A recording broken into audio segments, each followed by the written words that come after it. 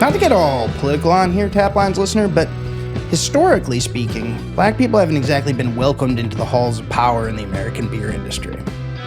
Don't get me wrong, black people have brewed beer in these United States since at least George Washington's era, and globally since at least forever. But the business of brewing, especially in its upper echelons and especially in its ownership structures, has been the purview of white people, white men really, practically since it became a business, with notably few exceptions.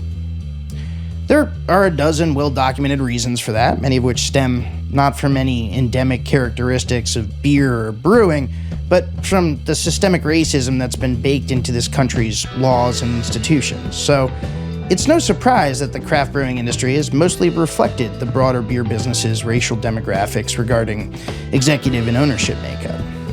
Frankly, craft beer may have been even whiter than the industry writ large, because by the 80s, macro brewers were heeding internal and external calls to diversify their workforces and executive corps. In any case, the situation mostly stands to this very day. Despite industry and corporate efforts in recent years, less than 1% of America's 10,000-ish craft breweries are under black ownership. A stat all the more sobering given black people represent around 13% of the overall population. What I'm trying to say is the National Black Brewers Association has its work cut out for it. Formed in late 2022 and debuted publicly for the first time at the 2023 Craft Brewers Conference in Nashville, Tennessee, the NB2A is a nonprofit trade association of black brewing professionals that have tasked themselves with promoting African Americans in the brewing industry at all levels of production, especially ownership and brewmaster. This week, Kevin Asato, a beverage industry vet and the NB2A's first executive director, joins Taplines to talk about the organization's historic formation, the challenges it and its constituents face, and how they're planning to tackle them. It's Kevin Asato, it's the National Black Brewers Association, it's building the beer business's first black business league, and it's all right here, right now, on VinePair's Taplines. The forces of technology conspired against us, but they were no match for us. We overpowered them. I'm saying we, that's two people. Of course, I'm Dave Infante because you're listening to Taplines. I'm joined today in the Taplines virtual studio by Kevin Asato of the National Black Brewers Association. Kevin, welcome to the show at long last. Thank you, brother. I really appreciate the invite and really appreciate being here. Thank you so much. Listeners, you'll be glad to know that we prevailed in a battle of technological anguish. Kevin was very patient. He didn't once try to cut and run because he was determined to join us today on Taplines and talk about some really important stuff. But before we get into that, Kevin, where are you joining us from today? I am in sunny Southern California, right in Los Angeles here. So it may be it's not even October anymore. It's November. My goodness, and we still have sun out, and it's still shorts and t-shirts weather out here. Enjoy that while you can on the over here in Taplines HQ in Richmond, Virginia. We had our first 30-degree morning this morning. We had some frost on the windows. The seasons change mostly everywhere, but not in Southern California. I'm glad to hear you're enjoying yourself out that way. Listeners, I'm sure in the upper Midwest, in the Mountain West, are jealous of both of us because they're experiencing a cold spell and maybe some snow already this season. But we're not here to talk about the weather. We got more important shit to discuss. Kevin, for those who are not up on the times in the American beer business and may have missed, the headlines as they hit the wire this past spring 2023, about the announcement of the National Black Brewers Association.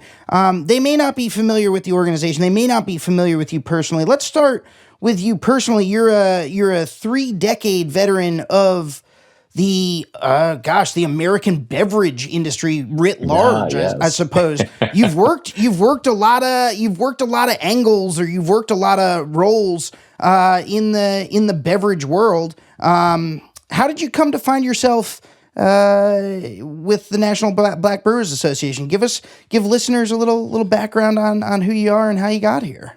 That I think I can do. So I got to be honest with you. It was at a really young age where, I'm exposed to adult beverage, not because I'm drinking it, just simply Mm, because from a familial standpoint, I was raised in a traditional Japanese and Japanese and Mexican household. So that's the crazy thing is, we'll unpack that one a little bit later there. But suffice it to say, every family member of ours loves social gatherings, right? mm. And it was always a big group, whether it's a birthday, Father's Day, Christmas, you name it. There was always a congregation of tons of people, right? We're from a big family. So we have a ton of people coming in, people making food, and there was always beer, wine. And typically that was about it there. Not a whole lot of, spirits and whatnot there. But suffice it to say that my early interactions with, adult beverage were at family gatherings. And it was jovial. It was fun. There was good music. There was dancing. It was good times.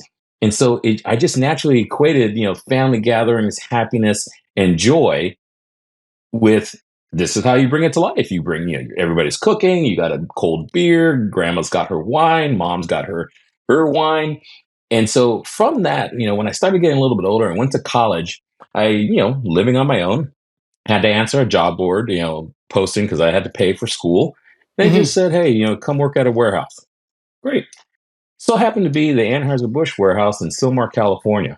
And this was what they called the Anheuser-Busch WOD. And the short order of the job was restocking coolers. They would work around my school schedule to literally restock coolers in the San Fernando Valley. Yeah. And these were high volume, Hispanic accounts there. And my job was literally drive around and restock those coolers, rebuild displays and whatnot. And mind you, that touch point, when I told my dad and I told my family, hey, I'm working for Budweiser, they ended up going, this Yeah. is Yeah. awesome. This is Yeah. great.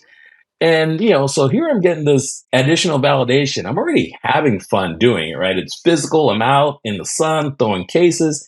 And then, for the most part, darn near everybody was pretty comfortable with saying, hey, bud guy. Hey, and Yeah. so Yeah. I'm getting, that fun, welcoming, response no matter what location I went to. It was at that point when I legitimately said, okay, well, I'm really enjoying this lifestyle, in terms of what adult beverage means to my family, really enjoying what it means from a workload. Then Anheuser-Busch comes back and says, hey, how about we pay for your education? We'll pay for your college. Just come work with us full time. So I'm going to school full time, working full time.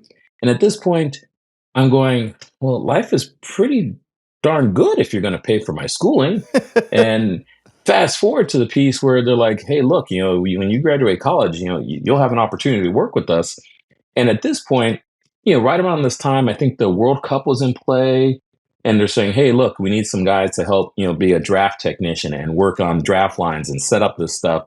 And mind you, I'm still not drinking because, I'm still underage at this point. But suffice it to say, You're I'm still getting now underage? exposed. Well, I'm 19 at that point Yeah. when I Yeah. started working for Wow. Wow. Anheuser-Busch. Okay. Yeah. Yeah. Yeah, mind you, I'm just, restocking cases and building displays. Sure. Sure. And so, I get to the point where I'm like, my God, I'm able to go to these great parties put on by Anheuser-Busch. I'm getting to go to these events where, granted, I can't participate in, but I can see the event, right? There's concerts, there's sporting events. And so I'm realizing this is a really enjoyable space. And then the crazy thing is, I'm pulling in as I'm hearing the marketing plans and seeing, the financials through our sales managers and whatnot. I was a business major, right? Mm, So mm. I'm taking some of these real world applications and seeing, oh, wow, I actually talked about this in school and some of the lessons. So the crazy thing is, long story short, it pulled it all together. And it was at that early age, probably 21, 22, where I was realizing, yeah, this feels really good. Yeah. From the familial validation, from the socialization elements, the practical application of taking book learnings and applying it to real life learnings. And so it just fueled my energies to want to, realize and nail down at an early age that I don't want to be locked in an office. I like socializing. I like selling. I like the atmosphere that this brings. It's fast paced. Um, and then it just progressed my career, having worked with Miller Brewing shortly after that, and Beauchamp Distributing out of Compton, California. And then my thirst for kind of learning more, I had an opportunity to go work for Pepsi Cola to get some people management skills. Pepsi Mm. Cola was a nice change, but at the end of the day, a box is a box is a box is kind of what my thought process was. And I'm going, wow, things move a lot faster. There's a lot more cases being sold on this space than on the Yeah, beer yeah, yeah, space. yeah. And cool as it was, I mean, Pepsi had their, sports venues, Pepsi had their, so I'm like, this is still really a lot of fun. Did they And have the so, Super Bowl halftime show when you were there or no? no, well, if they They hadn't did, I got that, mean, yeah. Yeah, yeah, this guy didn't get tickets to that stuff. So I'm starting off, still, very much grinding and going to accounts and learning the fundamentals of selling. But yeah, it's yeah. those foundations of working with Anheuser-Busch and Miller Brewing and Pepsi Cola where they are iconic companies for a reason. And they Sure. actually have world-class training capabilities to develop sales, operations, you name it.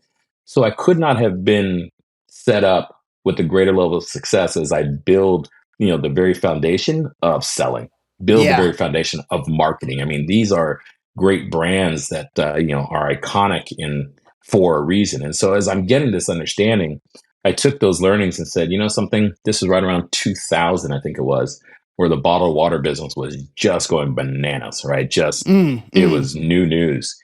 I took that opportunity to try something new and work with a startup company and moved out to Dallas. And whew, when that was my first bit of thirst for that entrepreneurial spirit, um, where you're building something from ground zero and you're wearing multiple hats. You're drawing on all your experiences, but still, there's about equal amount of experience that you have zero exposure to historically.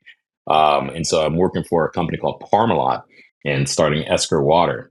Sadly, that was short lived. That was about just under a year and a half, but it didn't satisfy my thirst for trying something new and challenging myself. And so, check this out, Dave. This is where this guy went completely off the reservation. I Tell me. tried something so vastly different. The opportunity came to me to work for Aramark and specifically Aramark Correctional Services. Correctional Services is the division that feeds prisoners. Sure. So it is myself with a couple of other civilian personnel working alongside inmate laborers to produce meals 3 times a day for the entire population, 365 days a year.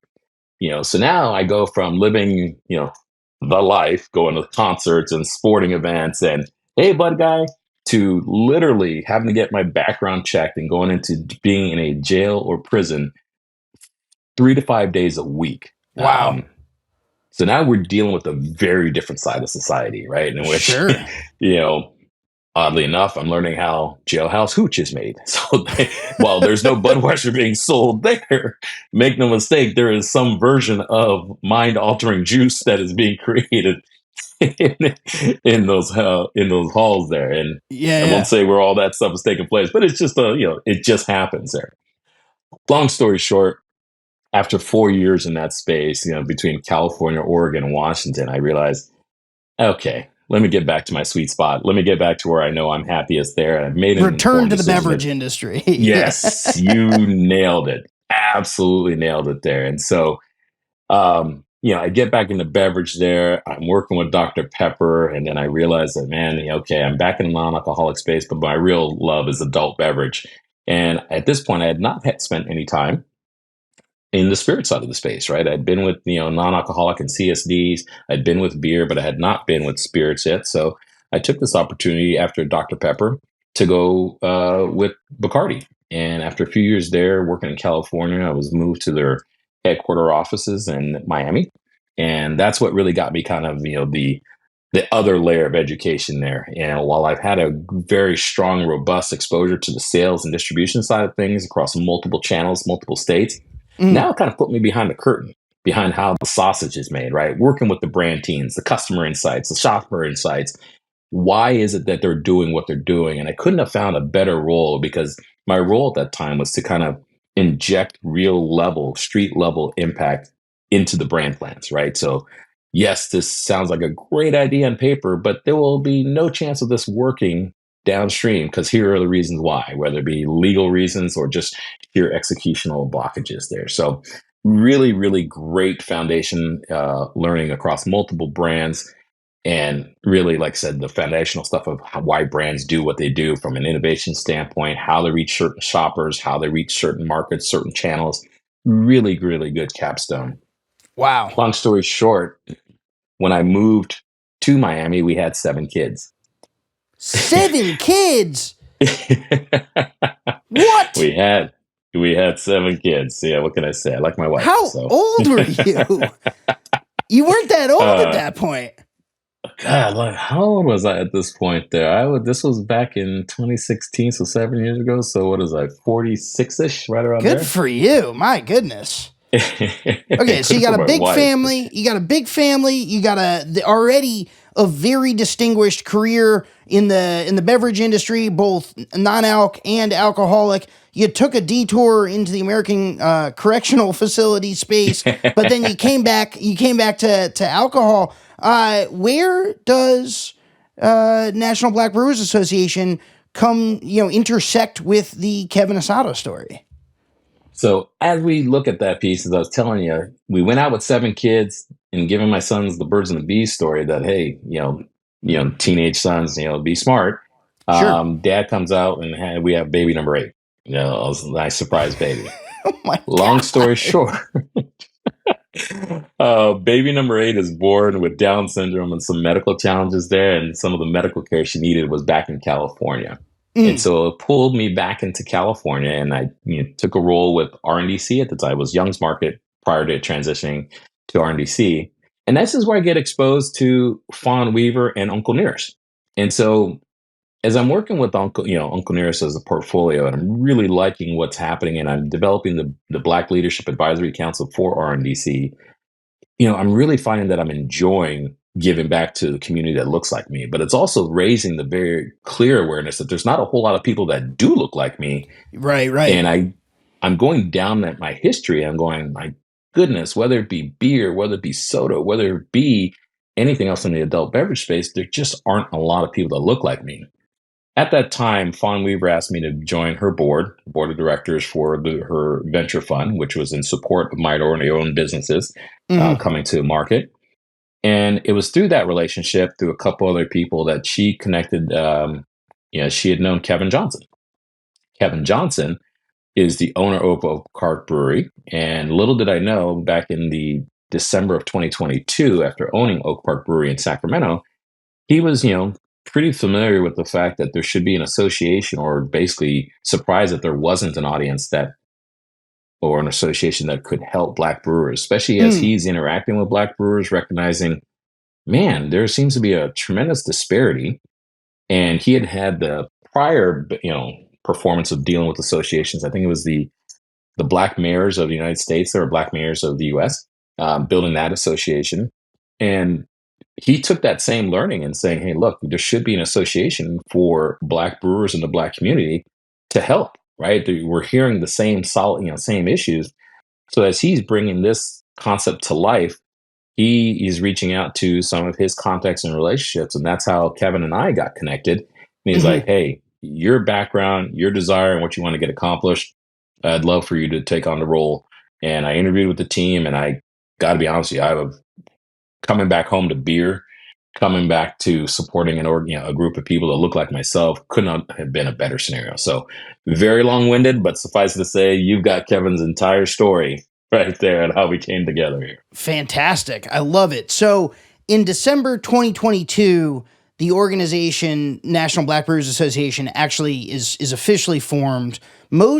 I think most listeners or most observers of the beer industry will only hear about it in, I guess, that would have been May of 2023, which is when you kind of have your coming out party to the world, so to speak. You have your debut as an organization. That happens in Nashville during the Yep. Craft Brewers Conference of 2023. Kevin, tell us a little bit about, as between December and May, what you guys are doing on the team. Tell us a little bit about the team and what the work is, what the groundwork is, or the legwork is that you're doing to lay the foundation for what would become the National Black Brewers Association.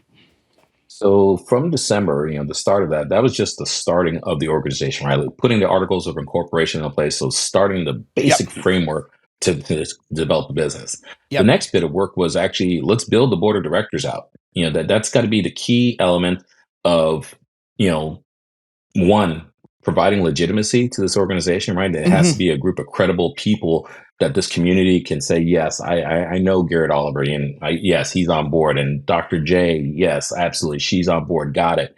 And the list, went on to 15 people, right? 15 very notable, dare I say, the Mount Rushmore of of the Black brewing community, and I mentioned Garrett and Dr. J, and then there's Marcus Basper and Celeste. That was our introductory officers, right? Those were the four members that were our officers. And then just the additional board members downstream, were predominantly brewers, but a few, partners at large, such as Aaron Jose, who developed the One Pint at a Time film, Hmm. or Ale Hmm. Sharpton. And of course, Dr. J, who is a home brewer, but, still considered at large. Sure. So it was the building and bringing together this leadership. And then from there is, the developing of the bylaws, who is it and how is it that they're going to support the Black brewing community, and really defining the vision and the mission. So that was all the work leading up to, that May timeframe. And so developing that infrastructure, from that development there, and recognizing, okay, we need somebody to lead the day-to-day activity. And that was where they selected, the executive director, in which I was I was selected at that time, and that was the coming out party on May 7th, at CBC in Nashville. So it Yeah. was a lot of work on just standing up the organization. But I think the key piece and the big takeaway, Dave, is that Kevin Johnson has set the vision and the culture that this isn't just going to be a ho hum group of guys and girls coming together. This was going to be a professional organization, being the most trusted and most respected organization and most effective organization, and bypass anything that may have been considered negative for a Black community group, meaning it was going to be done at the highest level, where Black excellence is going to be the mantra, right? Mm. Everything we do is going to be done professionally, done properly, on time, you name it. And when Kevin set that goal out, he walked the walk. um, he held the board members accountable. He told the board members from the get-go, he's like, this is not just a role that you take in title. You will be expected to do your part and be an active member there. And he's held that team accountable and set that culture. And then, now that we've been through a few of these months together, it's definitely permeated the organization. And that's the culture there that's in place there now, doing everything at a very high level. Right on. When you were putting it together, when you and the other board members were putting it together, you become, you get selected as the executive director. Were there other Black like trade groups or business leagues or organizations that you were looking to, whether that was in beverage or just in other industrial sectors, that you were modeling this off? Like, were you starting from first principles? Were there, tell me like a little bit about how you guys came to the structure that you wanted, and the framework for the bylaws that you wanted, and even as basic as, hey, what's the mix of brewers to at-large member, like, tell us a little bit about where the inspiration lie, or what else you were seeing both in the beverage sector and beyond, that you either decided you wanted to be like that, or maybe you wanted to do it a little different than that. What did the landscape look like? You know, Admittedly, I'm looking back in time, right? Because I wasn't an active participant of the formation of this piece. So, but as Mm-hmm. I look Mm-hmm. back in time and have that conversation with Kevin and the board members, one of the key things they recognize is that there wasn't an organization, in the adult beverage space solely focused on the Black community. Mm-hmm. There are some community groups, so I don't want to discount some of the efforts there, but even groups like Pronghorn, which is a very prominent player in the adult beverage space, excuse me, in the spirit space, about facilitating Black ownership of brands. Right. It still was not an association, and their common goals is the other differentiator. This particular association was going to be geared towards improving ownership of Black owned breweries. The formation or the foundation of why that became was because, of approximately the 10,000 craft breweries that are in the US, less than one half of 1% are actually Black owned. A And so vanishingly there's small just, fraction. Yeah, yeah, yeah. oh my God, it's horrifying. And no matter what benchmark or milestone you use to compare that to, you look at the adult beverage drinking population, 8% of them are Black. If you Hmm. look at the total demographics of the US, there's approximately 13%, African Americans in the Yep. United States. Whatever metric you use to benchmark it, we can all agree that it's not the business ownership side of the brewing community is woefully Sure, it's just underrepresented. statistically, it's just factually under-indexed, right? That's the term statisticians use, right? Like if it were Yeah. to be indexed accurately to the national population, you would see somewhere between 12 and 13%. If it were indexed to the Black drinking population, you'd see somewhere around 8%, one half of 1%.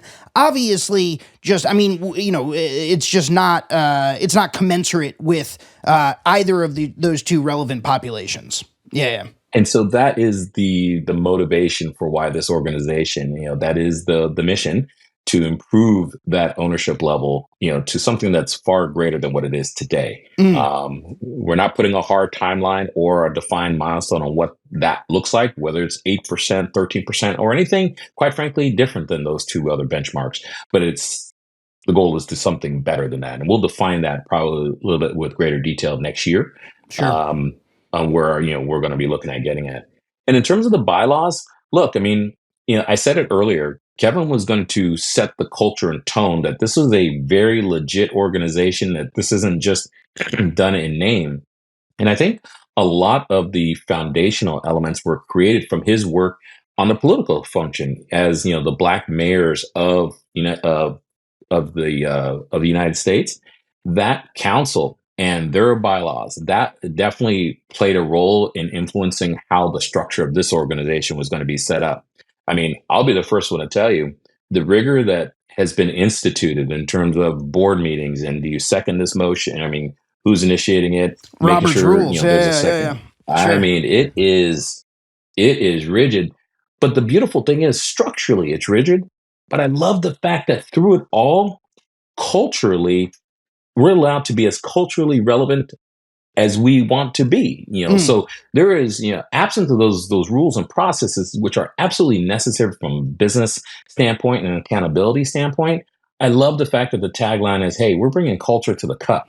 And so mm. if that means that we're showing up in Jordan's jeans and doing how we do, great. That is exactly it. We're not diminishing any of that stuff there. So it's been a healthy and beautiful mix of proper structure and culture coming together. So we talked about the bylaws. We've talked about how the organization came to be. We've talked about sort of from a abstract or high level perspective what you're hoping to accomplish. What are some of the actual? Give us some of the concrete actions that you guys are taking or the initiatives that you guys are putting out in the world. What do you guys? Not to be disrespectful, what are you doing with the NB2A right now?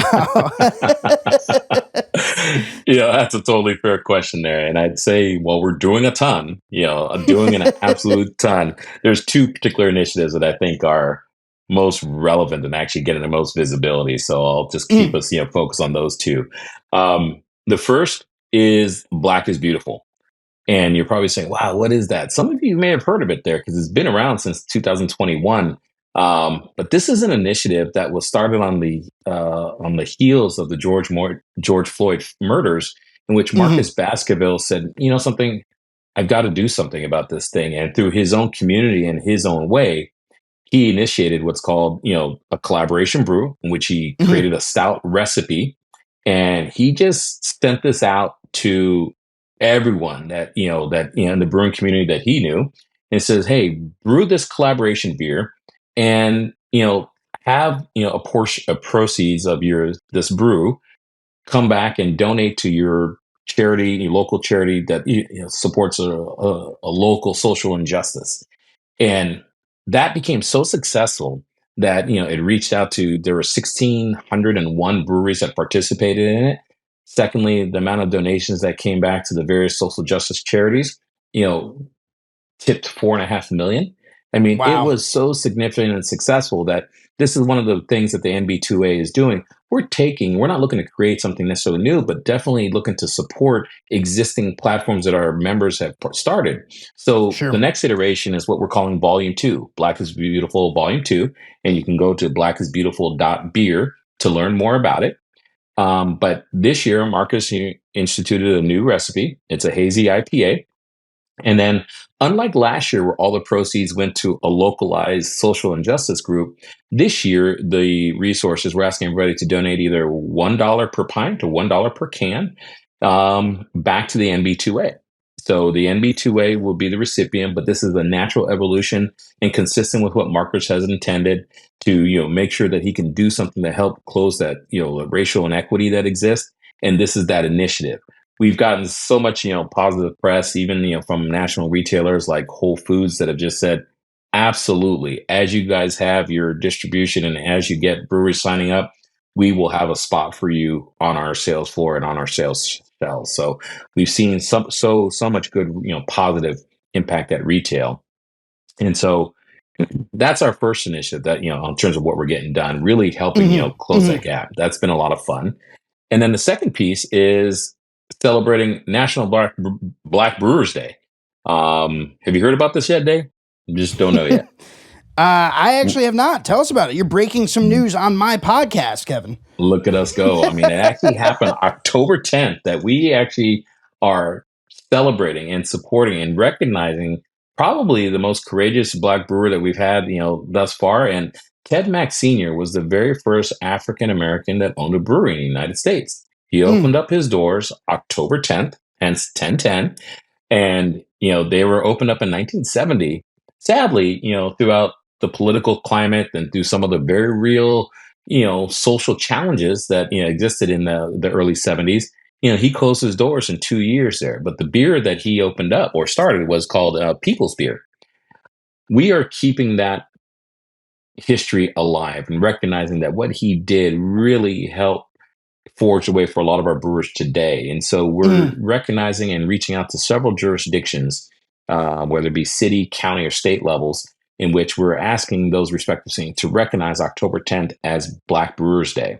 So far, we have 16 jurisdictions: the state of California, the state of Oklahoma, the state of Louisiana have all come on board, and various other cities/counties there to recognize that. So it's been a great bit of dialogue where people are recognizing, yeah, we can support and show some love there.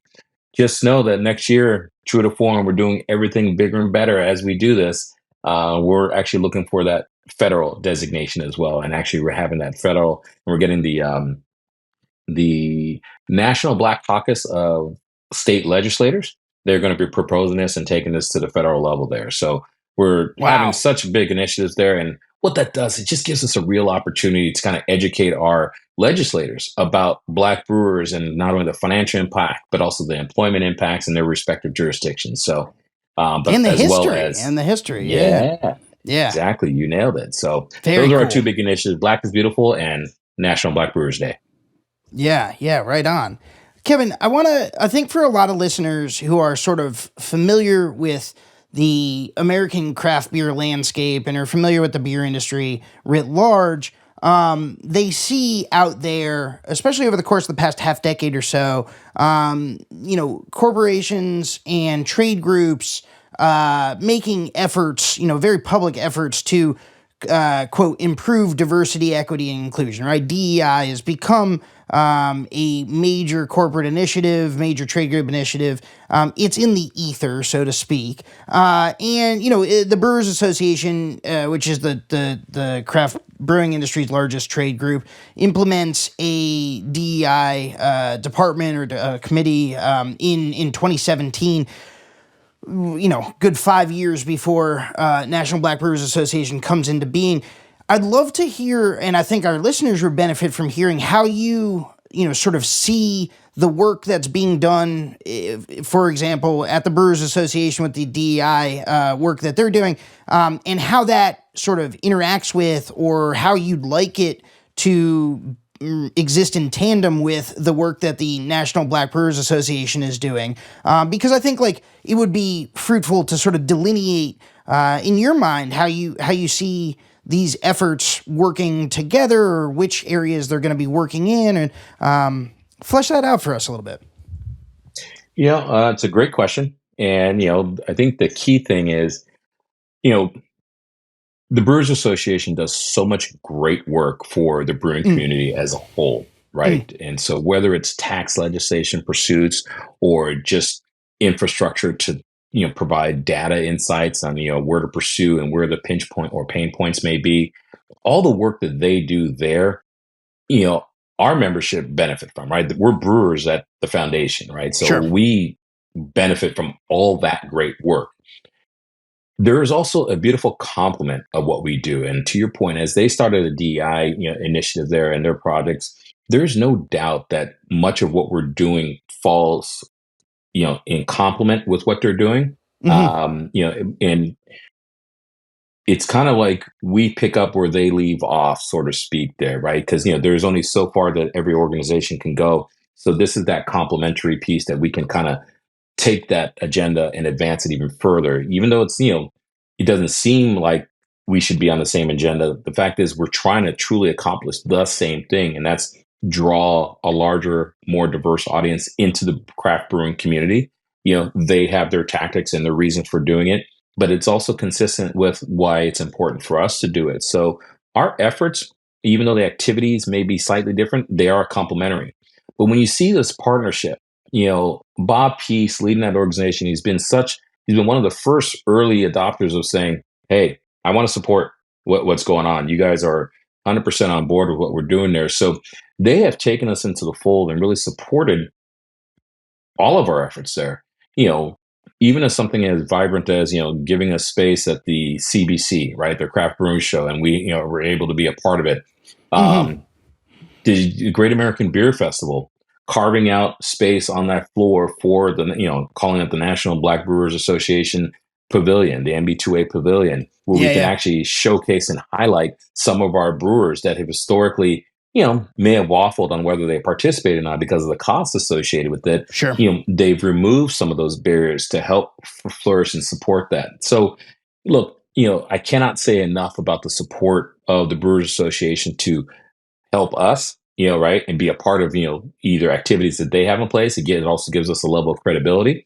But we, there's a lot of, good dialogue that happens with the two of us, that making sure that what we're trying to accomplish is in concert with what they're trying to accomplish, and vice versa. So there's been good working relationships between myself and, Bob Peace, and, both of the organizations there.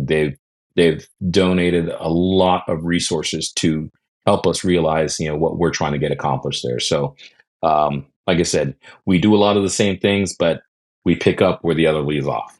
Yeah, yeah, right on. I want to. There's Kate Bernat, who is a reporter that's with Good Beer Hunting and Craft Beer and Brewing. She's a friend of the Taplines show. She did a fantastic piece when the NB2A first sort of has that coming out in May at the Craft Brewers Conference in Nashville. And she spoke with Zach Day, who's the founder of Chicago's Funky Town Brewery. He had this great quote in her piece that said, to me, the NB2A is almost equivalent to an HBCU, a historically black college or university. And I thought the parallel was worth bringing up here because you mentioned just a moment ago the idea that black-owned breweries may not have in the past been interested or able to participate in GABF and the Great American Beer Festival because of the cost. And one of the things that in my reporting and others who report on the beer industry, or just anyone who reports on industry in general, one of the reasons historically that that black professionals are not able to open their own businesses is because of a lack of access to capital, because they're undercapitalized, right? Like they have harder times getting loans, et cetera, et cetera. Like these are well documented challenges. The HBCU comparison I thought was potentially fruitful, or a good jumping off point, because there's something similar going on there where HBCUs are august historic institutions. They do important work in the community. They also tend to be undercapitalized compared to their peers in the broader the American collegiate landscape. I wanted to use that as a segue to talk a little bit about the big money challenge of the folks that you're trying to represent, the NBTUA is trying to represent, there's a problem of capitalization. There's a problem of who has enough money to get into this expensive business with a high barrier to entry, right? Stainless steel costs a lot of money, man. Into light industrial square footage cost in first tier and second tier cities costs a lot of money. Talk to us a little bit about how the National Black Brewers Association and you personally maybe are thinking about, knowledge is good, culture is good, networking is good, capital is really important to this business. Tell us how that fits in. Dave, you are so right, and you definitely did your homework there. And I could see how you can draw the comparison to HBCUs being underfunded or just being differently funded there. Yeah, you're exactly right. The capital, the access to capital is probably the underlying thread that sadly binds many of our business owners and aspirational business owners. Sure. That being one of the common obstacles there. What's some of the things that we're able to do to help knock down those barriers and those obstacles? We're taking a long look at all the financial resources that are out there. Yep. And there's a few that are starting to really bubble up as, very, strong possibilities. When we look at one of the early supporters of our organization, the Boston Beer Company, they understand it thoroughly, and Dogfish Head, both Maria and Sam Claugione, they have been so aggressive in their willingness to support, and forget the willingness, they flat out are supporting. And one of the things that they identify is that, yes, that, we may be considering loans for this organization. I mean, they have a program called Brewing the American Dream that helps facilitate and overcome some of those challenges. So that is one avenue, right? Looking at, these partners that are really willing to help. They have some means as an organization to support.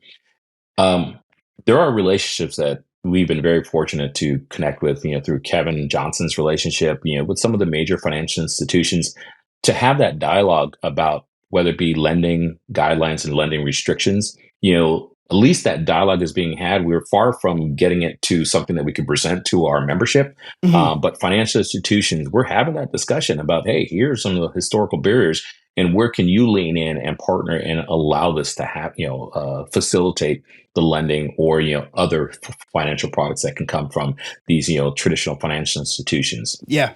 A third avenue that we're exploring, and I've been very fortunate to do, some preliminary dialogue with the Lori Ajax out of the California Craft Brewers Association, is this looking at perhaps, government funding. We were living a very real case story with Crowns and Hops out of Los Angeles, in which the Los Angeles County, and got to show some love to Supervisor Holly Mitchell.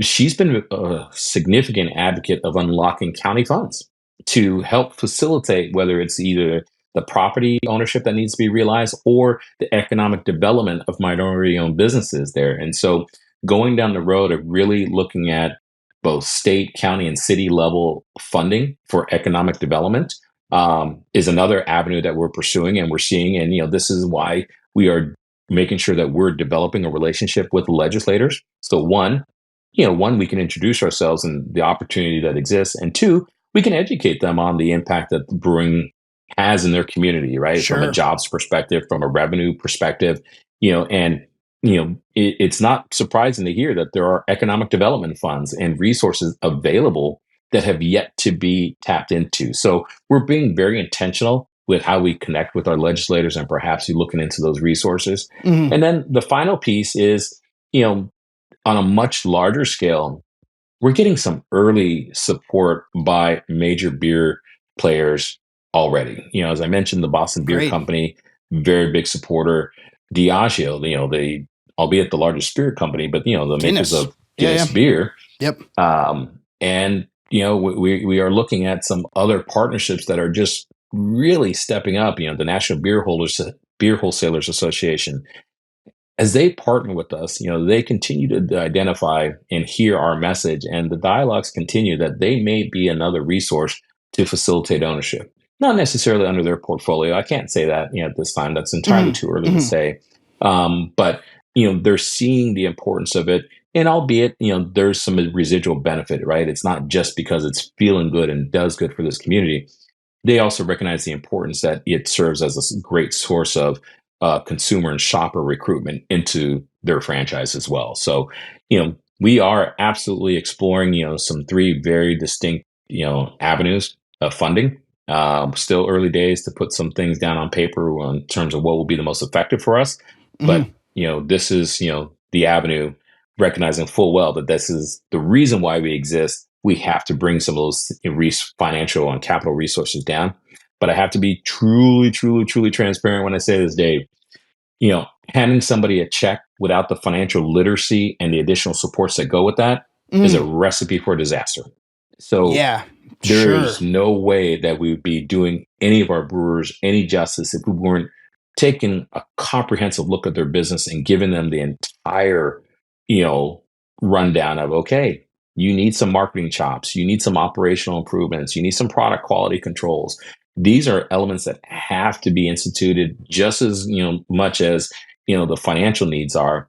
The rigor around, developing quality product and quality business practices are equally as important. Yeah, yeah. And building that institutional knowledge, I mean, historically in the craft brewing industry has struggled or had struggled early on with creating that institutional knowledge, right? When they first start breaking Yeah. away and home brewers actually start going and trying to commercialize product in the 70s and 80s, right? They don't know quality control issues. They don't know which labs to send their product to. They don't know how to, like run a pasteurizing, operation at scale, right? These are things that Yep.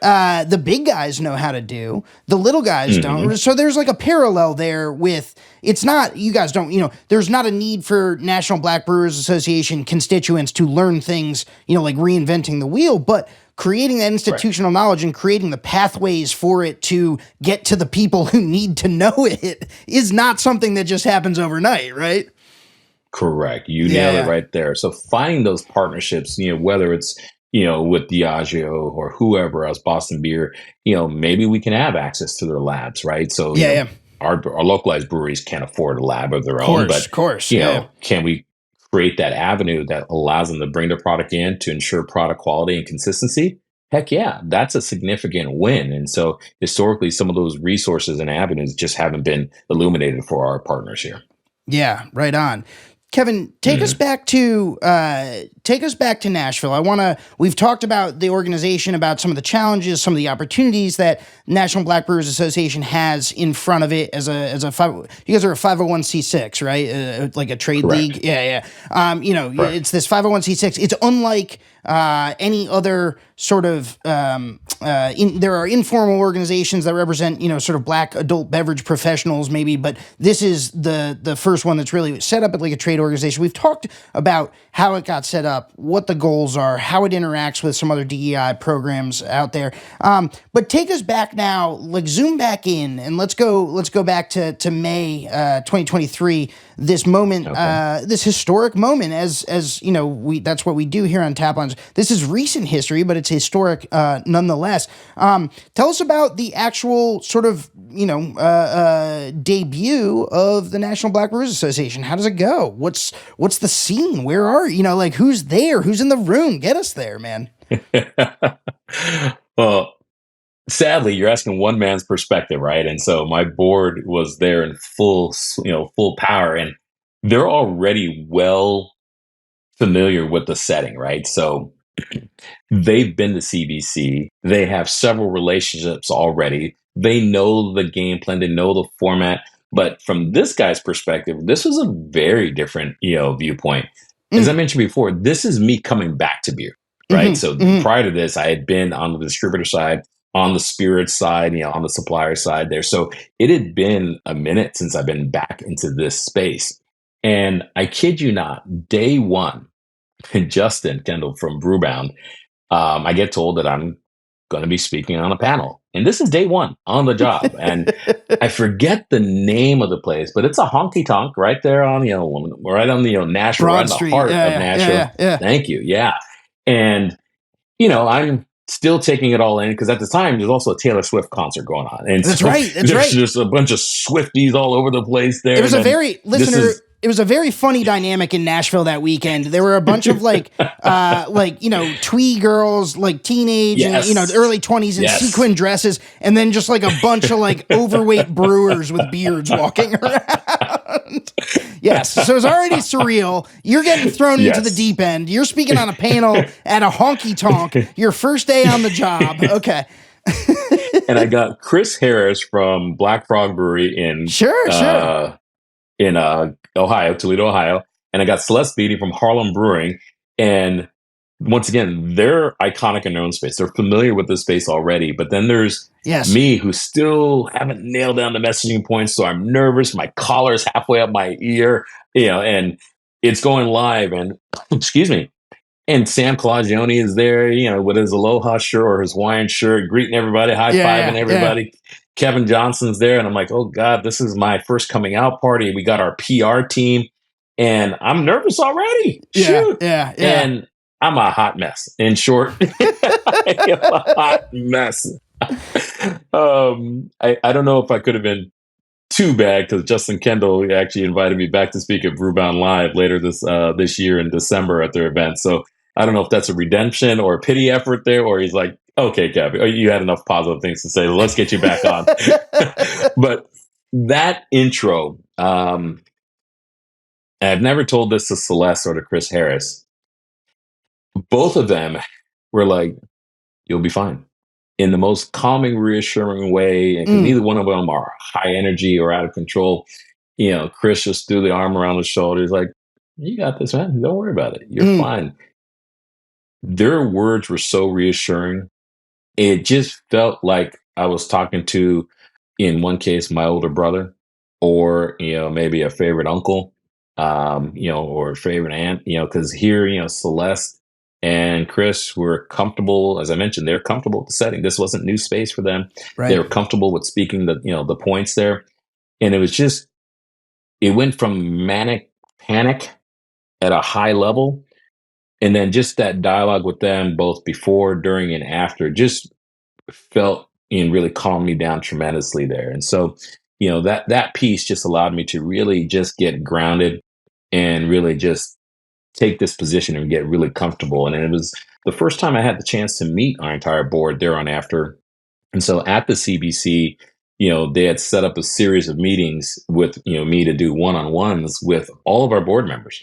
And the beautiful thing is, while the dialogue with us right outside, like the convention floor, or the convention floor there, right in the hallway spaces there, I'm connecting with everybody, but I'm getting to see our people. And while our conversation is important and cool, seeing how, like, as people are walking by, how you doing, Al? How you doing, TL?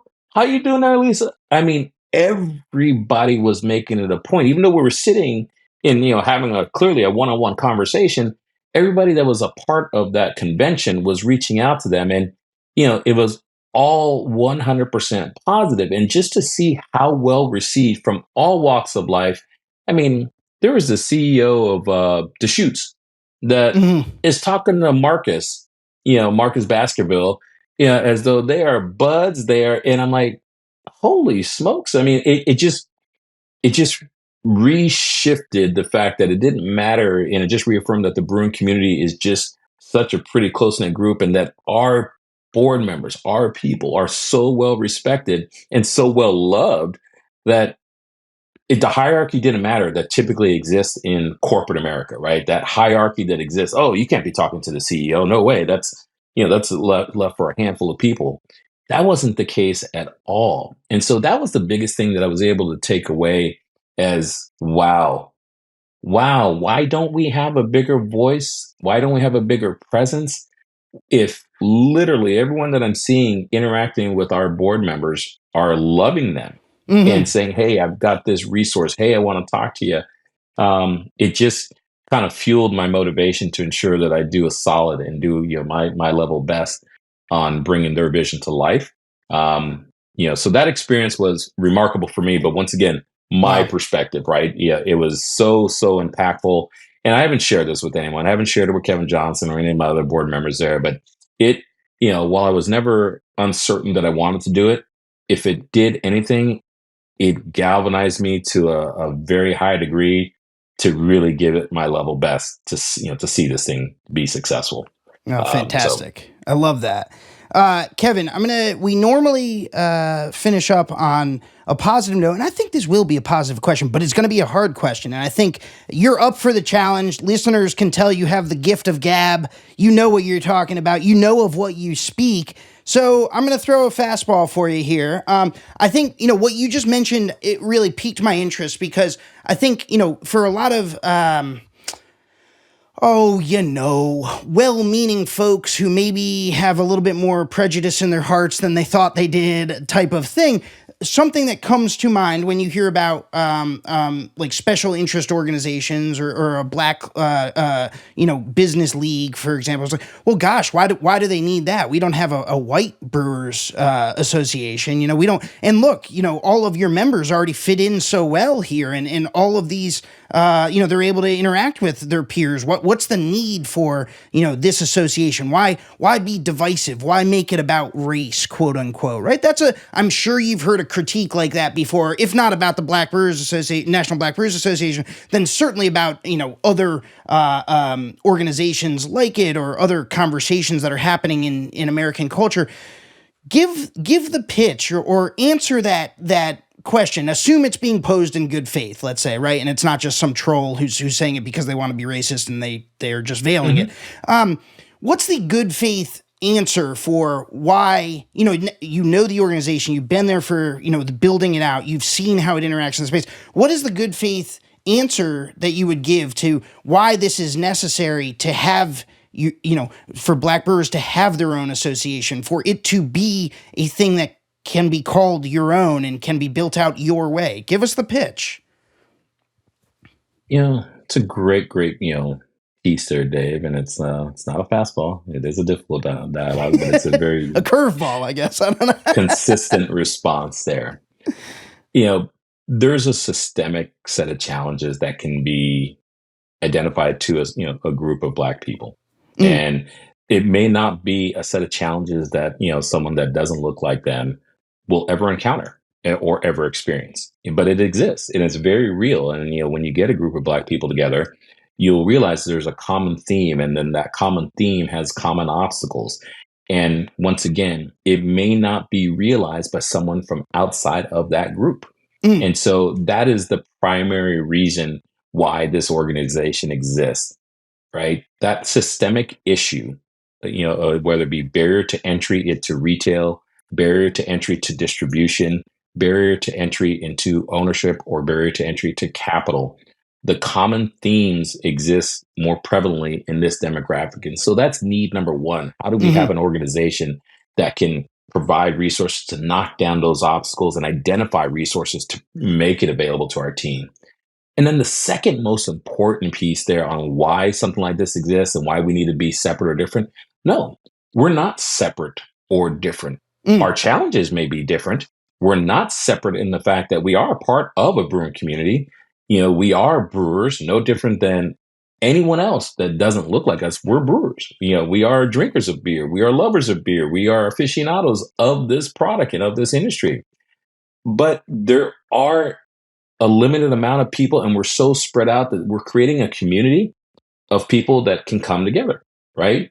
It doesn't matter where you work for an Anheuser-Busch facility or a localized brewery, like whether it's Souls in San Antonio that's Black owned, or any other version of the Black community. We're just bringing Black people of all walks of life together. And it could be that you're in sales or in accounting or in operations or production. It doesn't matter. We're just finding that there is a value to celebrate and recognize the Black people in this organization. So that's far from being divisive. That is simply bringing us a landing point and a place for us to kind of come together and realize we're not alone. If there's been a common thread, that there's a consistent message that's coming across, aside from some of the obstacles to ownership, it's just that I feel alone. I don't see a whole lot of people that look like me. And we're trying to make them very clear that you're not alone. There's a massive community of Black people in all avenues of this business that, okay, let's help bring that community together, right? So celebrate what we're doing there and bringing it to life there. So once again, not meant to be divisive. We're part of the bigger community, and we have some unique challenges that we all try to figure out and overcome together. Well answered, sir. From the Bud guy to the executive director of the National Black Brewers Association, formed in late 2022, released to the world in May 2023. Kevin Asato, thank you for coming on Taplines. If listeners want to get involved, if they're black brewers themselves or they're in the beer industry and they want to get involved as a constituent, or if they are not a black brewer but they want to help in some other way, where do they find you? What do they do? No, please go to our website. You're exactly right, Dave. We are an inclusive organization there. Anybody can be a member. And you can go to our website, NB2A, just like the shirt says, nb2a.org. And you can look right on the top right corner where it says Join Now. When you click on that button that says Join Now, follow the prompts and identify the level that you're participating in, whether you're a brewery or whether you're a large member. And click on the profile that represents you and then complete the purchase. And then you will be a part of our organization there. If nothing else, to realize some of the benefits, but if it could also be just simply that you like the message and you want to support, what we're trying to get accomplished there, that would be extremely helpful. Excellent. Kevin Asato, nb2a.org. nb2a.org. Yeah. Listeners, you heard it. Go type it into your browser, hit the carriage return, and check it out. Kevin Asato, thank you for going the distance with us here on Taplines, rehashing a little recent history, rehashing a little Kevin Asato history as he took us through your career. Thanks so much, my friend, for joining the show. You got it. Thank you very much for having me, Dave. Take care. Taplines is recorded in Richmond, Virginia, and produced by yours truly and Darby Seaside, who, along with the talented Shane Farrick, composed our delightful soundtrack. Just listen to it. I also want to give a quick shout out to the entire Vine Pair team, and especially co-founders Adam Teeter and Josh Mallon, editor-in-chief Joanna Sherino, managing editor Tim McCurdy, and art director Danielle Grinberg, who designed our lovely Taplines logo. And of course, a big thank you to you, yes, you listener, for spending time with us week in and week out. We literally couldn't do this without you. I'm Dave Infante, and I'll catch you next time.